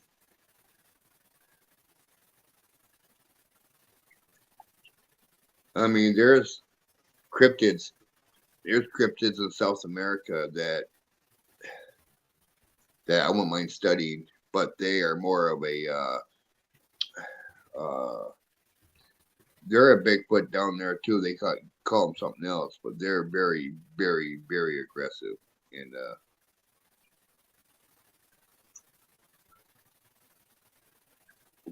I get those now, Jerry. Lures or catching things in the corner of your head. I get those now where I live. Everywhere I've lived in this town, I've caught those. So, I mean, I think spirits and demons are always around you. And there are certain times that you could take out a spirit box and get in contact with whatever it is. You know, like I've seen black shadows in this room, like go across the wall. And when I whipped out the spirit box, I couldn't get in contact with them because it wasn't, they didn't want to. It just, my spirit box. That was other times where they'll give me one word conversations or they would give me a full sentence, you know. I mean, I have a couple of videos in the house where I used to live. I got a lot of good videos on the paranormal in the house I used to live before this place. I even had a ghost kiss me on the side of the cheek, and man, it was cold. It was like really weird. So the whole side of my cheek got cold, and she said, "Can I give you a kiss?" And she kissed me on the side of the cheek. You know, because I was moving out at the time, so I don't know if she was kissing me goodbye or what. I've had some really strange paranormal activity, mostly paranormal activity in my mind, for what I've experienced.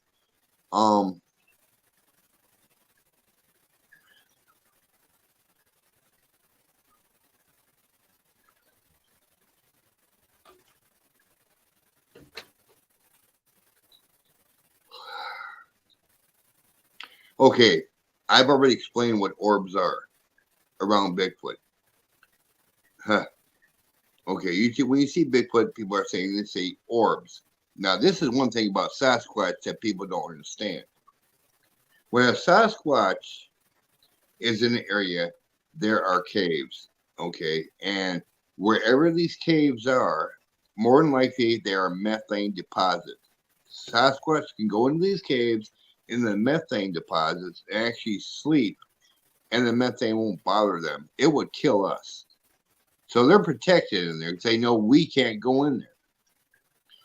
Okay, when they come out of these caves and that methane is all embedded in their fur, their hair, or whatever you want to call it, they start walking through the woods. That methane starts floating off. When that methane hits oxygen, it turns into orbs.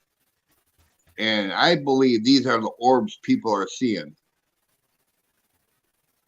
It's the methane burning off their fur, being released from their fur into the atmosphere, and I believe that's what the orbs that people are seeing, because you know they move super fast. Yes, they can move super fast. Yes, I'll agree with you 100%, Lee TrackerElla. You know,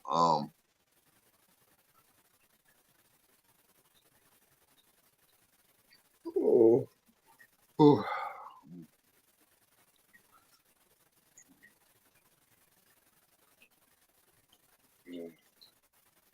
Oh. Yeah. We'll get some people to ask a couple more questions, and you look like you might need a little nap. Yeah. Yeah.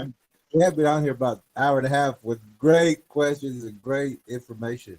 I've been getting my cameras and stuff ready for this Bigfoot hunt this weekend, so that's why I've been doing all this. Well, I'm kind of tired to get my equipment together, you know. I'm going on that. I'm gonna try to live stream. I don't know if I can, but you know, I'm gonna take my camera with me. So if I can't live stream, I'm gonna have my camera with me so I can at least get a good video. You know, I mean, because like you said, Sasquatch gives off electromagnetic fields that interrupt people's equipment, kind of like the paranormal does. That's why people believe that the paranormal and Bigfoot have a lot to do with each other. And Bigfoot, it seems like anywhere in the woods that is super haunted or super creepy, Bigfoot is around. So do they have a connection? We don't know. There's all kinds of behaviors that we don't know.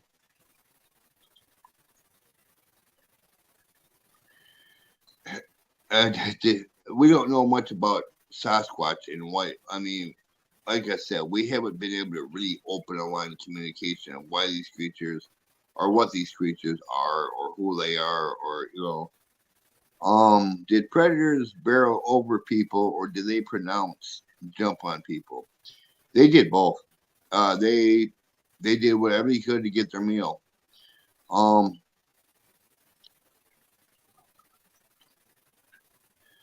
No, Lee Tracker E, I have never felt that. I've never felt that. Oh, except one time when I got zapped by a stun gun from my sergeant. I'm sorry. I had to throw it out. That's the only time I ever felt an electric jolt in my spine. And that wasn't a fun one, I'll tell you. We were being taught certain self-defense weapons, and the electric gun, you know, electric jolt, the taser was one of them, and that's the only time I ever felt an electric jolt in my spine. But as far as from a Sasquatch, I've never really felt, you know, a lot of times I go out to the woods, and it almost seems like I have a real calm feeling. Where I'm studying at night now, it's almost like they accepted me out there, you know. I mean, I still hear grunts, I still hear growls, I still see the rock from time to time, but not all the time do they do these things. When I took that picture of whatever those creatures are, I was only like maybe 10, 20 feet from that arch I took, and these creatures were between me and that arch. So I was like 5, 10 feet from these creatures. So I think they found me to be, you know, because when they feel comfortable, you know, you don't mean them no harm. They kind of back down their aggression, which is a new behavior for me. A lot of people have experienced this. I still am always on my guard, though, because I'm used to them attacking. I'm used to them ripping people apart. You know, you get that put in your head. You get that that image, those images put in your head. You have really hard time accepting that maybe there are docile Bigfoot out there. Maybe there are Bigfoot that want to be your friend. I have a hard time accepting that. I have a hard time accepting that they're from different dimensions. They might be, but, or they turn trees into portals. You know what I mean? I have to be able to see and experience things. And like the orbs, I can explain those away being methane. You know, because when methane hits the air, they turn into what little orb type deals, and they burn off. True, a predator is always a predator. That's why I'm having a very hard time accepting people saying that these are docile creatures. I have a very hard time accepting that. I still see them as a predator. Now, don't get me wrong. I don't trust these creatures. They may I'm thinking they're showing me they're accepting me to lure me in. See, so I'm always on my guard with these creatures.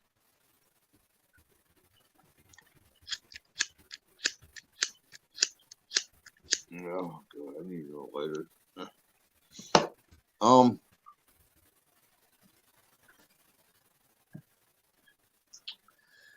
I am well,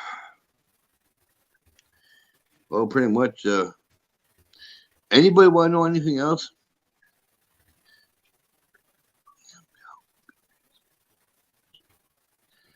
I hear you. I hear you.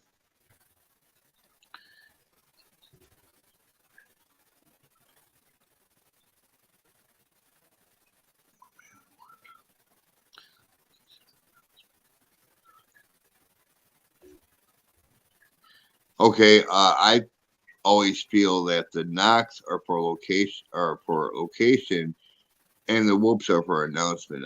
I see that backwards. It's pretty much the same thing, but I see because knocks are for location because when I pick up rocks and I start clanking them together, I get a thank you for your service, TrackerElla.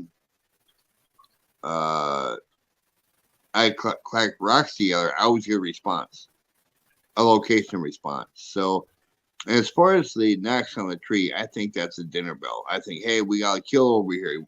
Come join in or whatever. My experiences.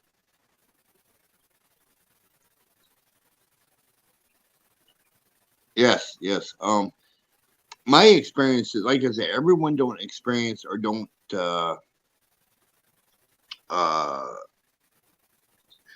figure out the same thing for these creatures. These creatures are different wherever you're at. So what could be a knock or a whoop in one area, it could be totally opposite in another area. So it's like, that's pretty much I think how the tribes of Sasquatch separate themselves and keep themselves, I don't know. All they're about is food. I can see you yawning. Yeah. Oh, I'm already fall asleep here. All I know is I go out to the woods. I study these creatures. Nothing's been too aggressive with me except for a few rocks here and there. And I usually back up. I usually walk back out of the woods. Or if I hear a growl or a grunt, I'll back up a little bit. When I start backing up, whatever is following me, because usually when I enter the woods, I hear them follow me. And but they don't make themselves like aggressive, like I'm not supposed to be there. Some areas of the woods they'll let me walk in and they'll be following me. You can hear them thump, thump, thump, but not see them. But if I get close to their offspring, their kids, then the rocks start coming. I ran across a lot of structures. That intro I got on my channel, that's a structure I ran across. I actually took that picture.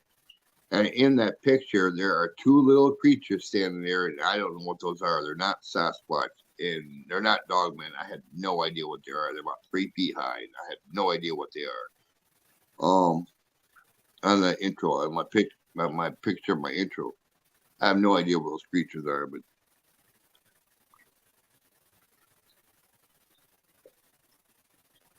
we need to let you go.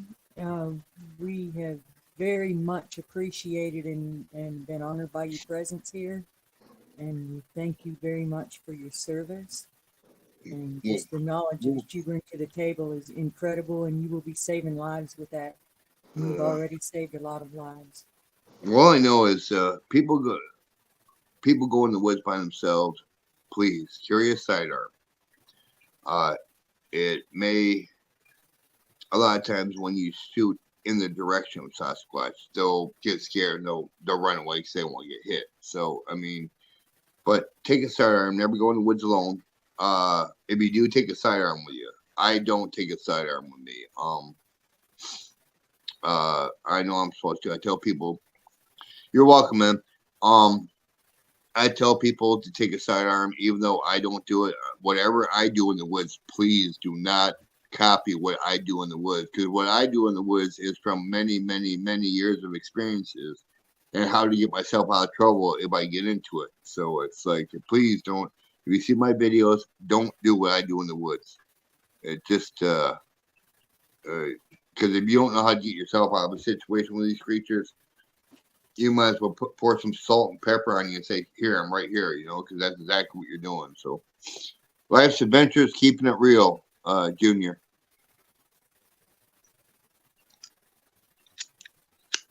Right there it is. Right there across the bottom of my picture there.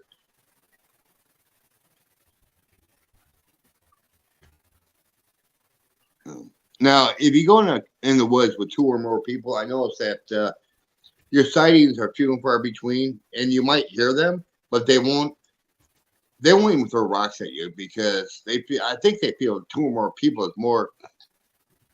You're not threatening to them, but they're not threatening to you. They pretty much let you know they're there by whoops and stuff, but they really, basically let you go on about your business. But if you're one person, they're going to push that one person, that individual person. They're going to push that.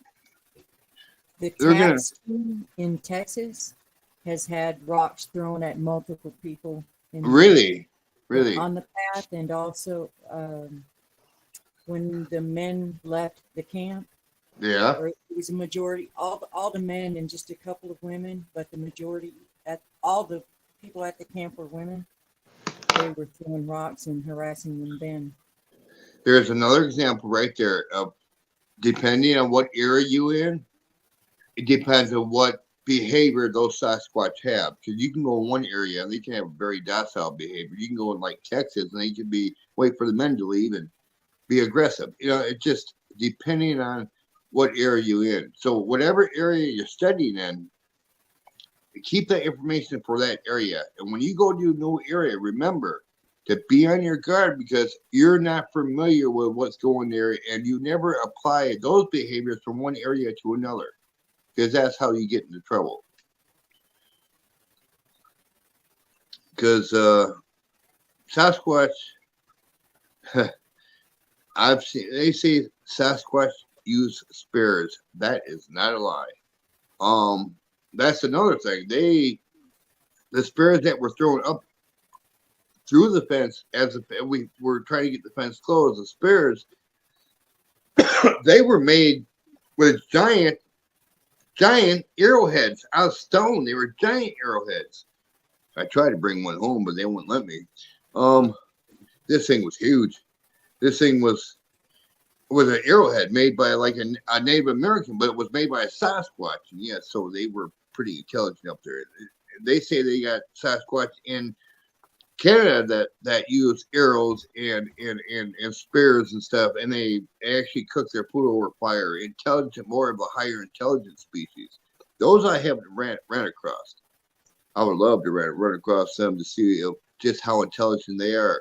Because if they're intelligent, that intelligence, maybe we can get a line of communication open someday, But I'd probably be dead and gone by the time we get a line of communication open with these creatures,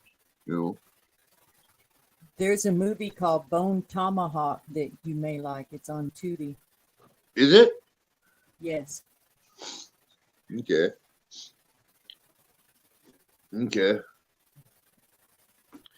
Well, I'll let you guys go for now. It was nice of you guys having me up. How long we've been up for? A little over an hour and a half, almost 2 hours. Yeah, we want to thank you, Jim. You gave us a lot of information that a lot of people needed. I mean, I've been trying to get. Like I said, I've been working all day on trying to get my equipment together. I mean, I just got a couple of cameras, but I want to make sure they work. And what I do is I take and I have these 2 magnets, and I add these 2 plugs that it's on this like thing, and it makes an electromagnetic field. And I try to set my camera up so it doesn't. So that electromagnetic doesn't interfere with my camera, so I can take my camera out there, see?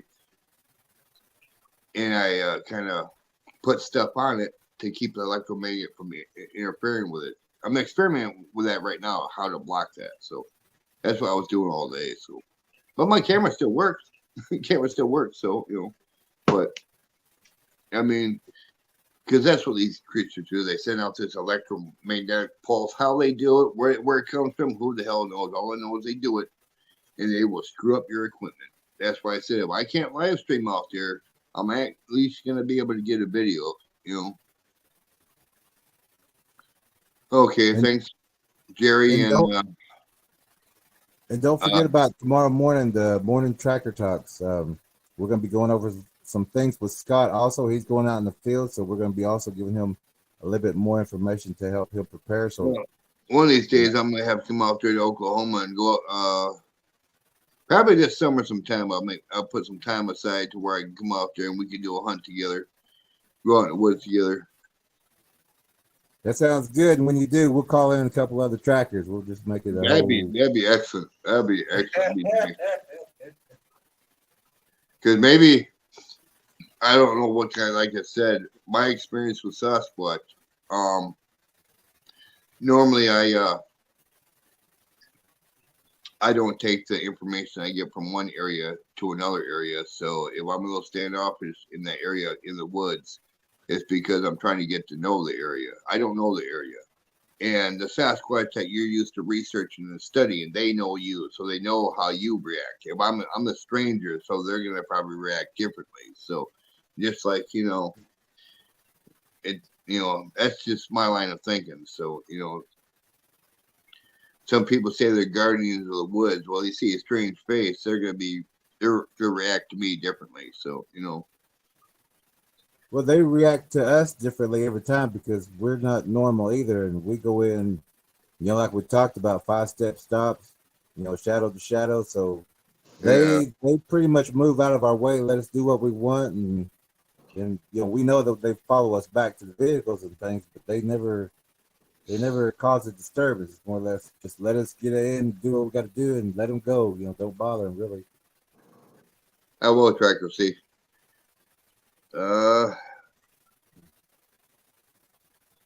See you later, Tennessee. Have a good night, Linda. Have a good night, M. Thanks, M.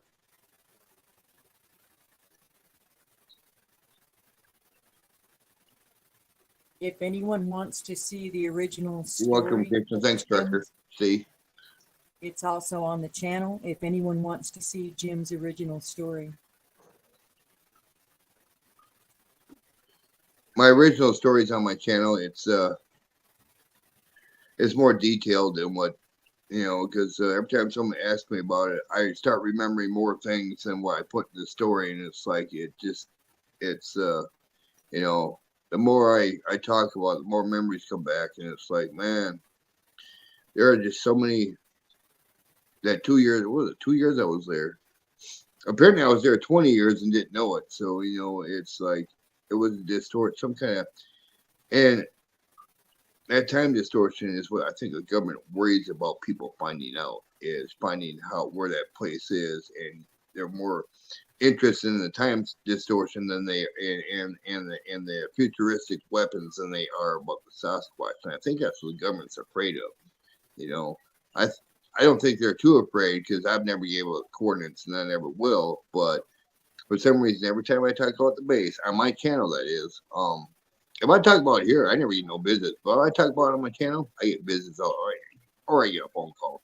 And they said, okay, just don't give out coordinates. Is what basically what they're telling us. So I must know the right coordinates or something. So but yeah, it was a pretty tripped out situation. I'm gonna tell you, if you're in the military, they tell you you want a special assignment up in Alaska, don't take it. Tell them the cold weather makes your bones ache or something stupid, man. And nowadays you can get away with it. Back then they throw you on the plane and take you up there anyway. So but nowadays you can wimp out to anything and the government will pay you for it.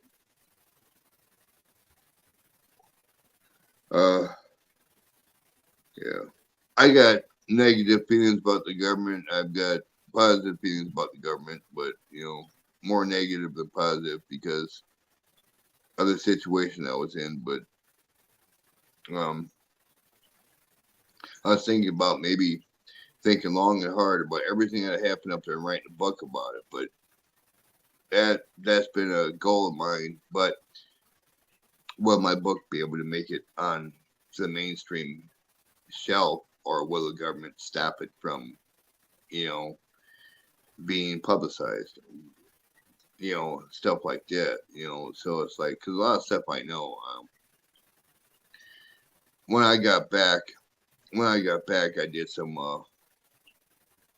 undercover work. Those are the legal situations I did up in Wisconsin Rapids, and I'm sure you've been following that. One of my friends got set up for murder that he didn't commit, and I'm out to bust out the real killers.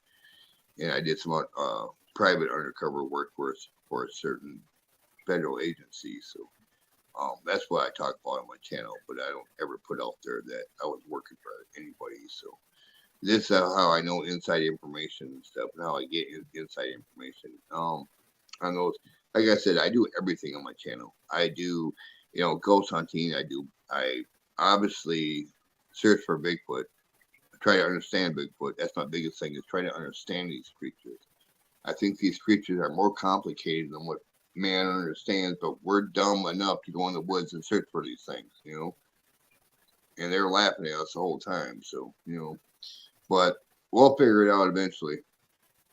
I do paranormal I'm just got into motorized bicycling.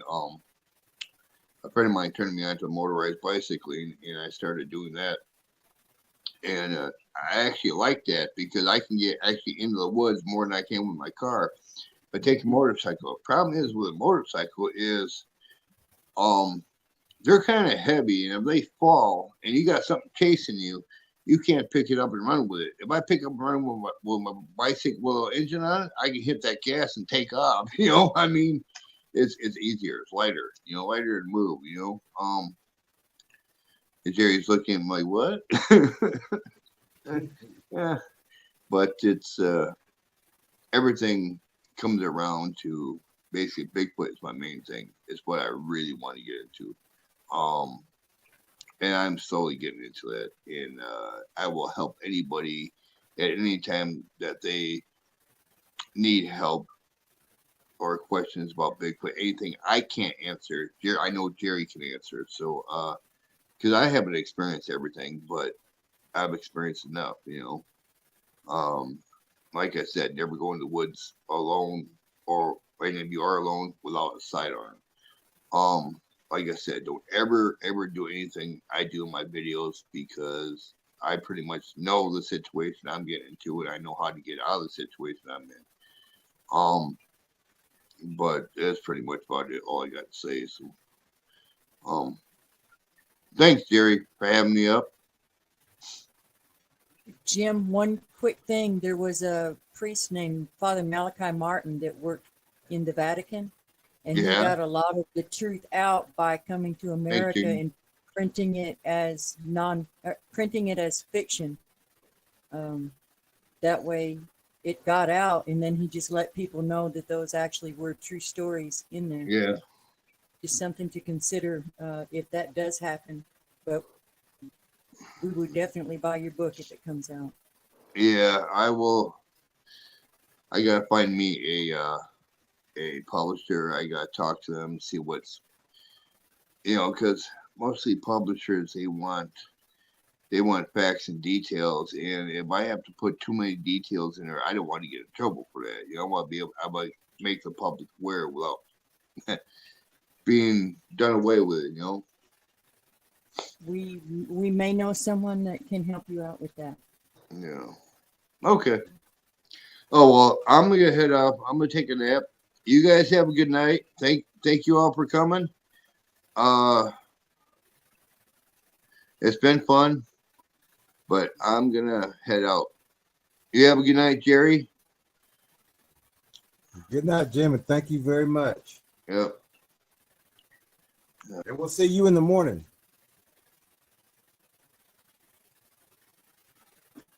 We're going to go ahead and get ready to close down for the night. A lot of information.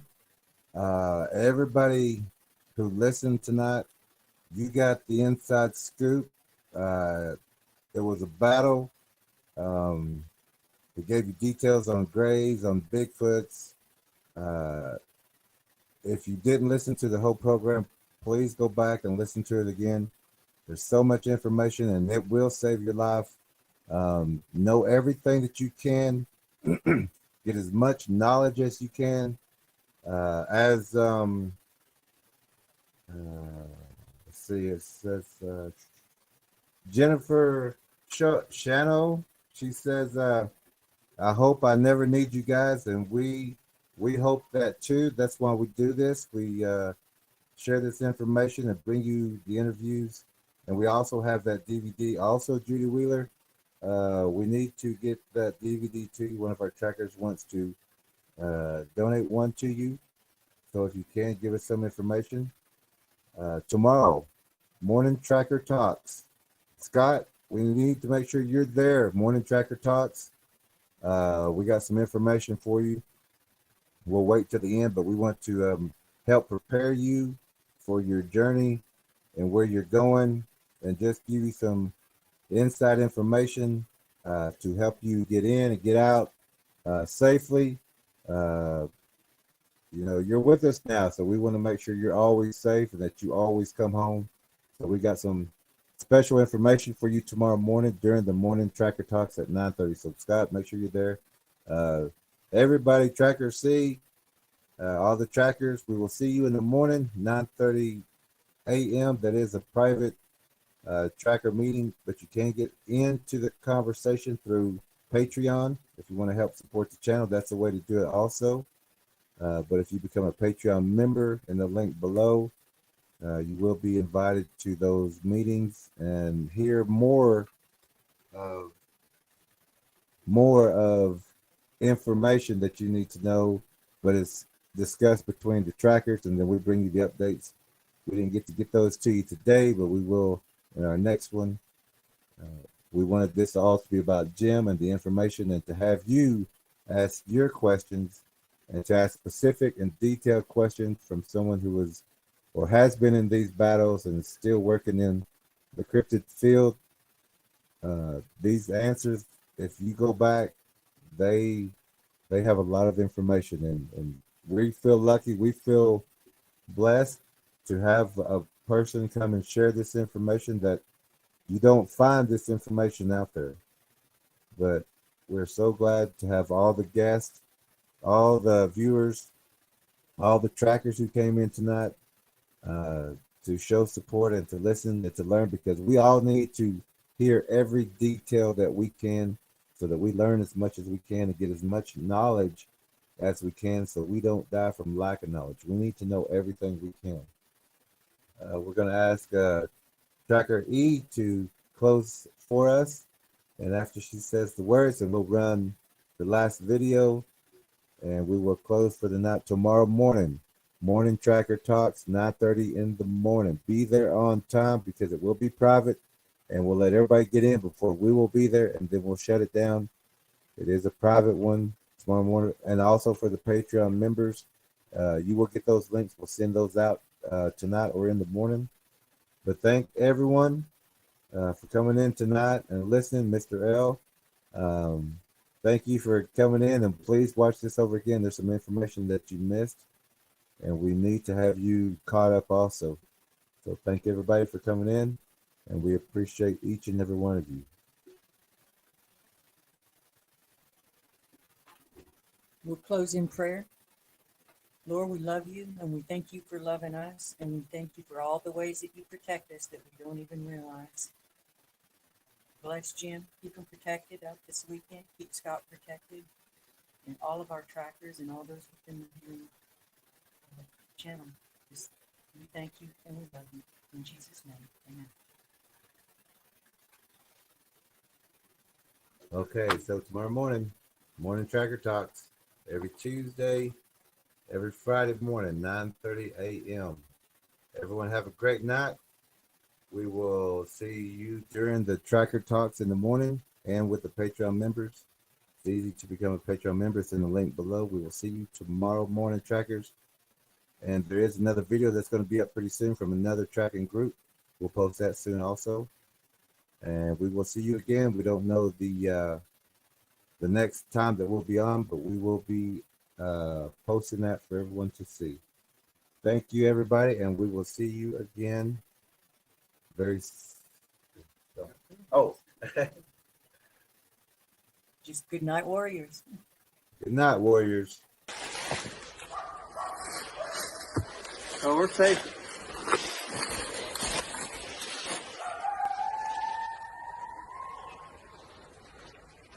I got a good rifle in the house, like a semi-automatic.